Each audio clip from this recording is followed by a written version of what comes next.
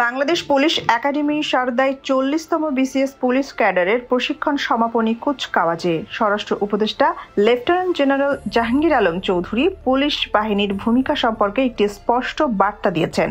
তিনি বলেছেন, পুলিশ কখনোই কোনো রাজনৈতিক দল বা গোষ্ঠীর স্বার্থে কাজ করবে না। তাদের একমাত্র লক্ষ্য হবে আইনের শাসন ও নাগরিকদের নিরাপত্তা নিশ্চিত করা।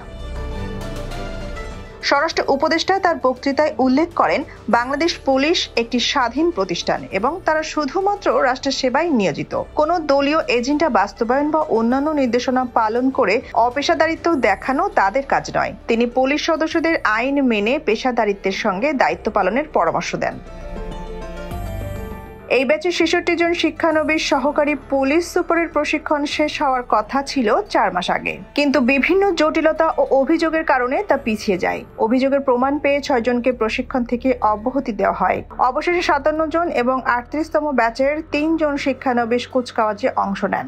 অনুষ্ঠানে বাংলাদেশ পুলিশের আইজিপি বাহারুল আলম, পুলিশ একাডেমির অধ্যক্ষ মোহাম্মদ মাসুদুর রহমান ভূঁইয়া, রাজশাহীর বিভাগীয় কমিশনার, সামরিক ও বেসামরিক উচ্চপদস্থ কর্মকর্তারা উপস্থিত ছিলেন। তাদের উপস্থিতি এই অনুষ্ঠানের গুরুত্ব বাড়িয়ে তোলে। স্বরাষ্ট্র উপদেষ্টার এই বক্তব্য পুলিশ বাহিনীর ভবিষ্যৎ কার্যক্রমে কতটা প্রভাব ফেলবে তা এখন দেখার বিষয়। তবে এই বার্তা স্পষ্ট যে পুলিশের নিরপেক্ষতা ও পেশাদারিত্বই গণতন্ত্রকে শক্তিশালী করার চাবিকাঠি। সোনিয়া খান, খবর সংযোগ।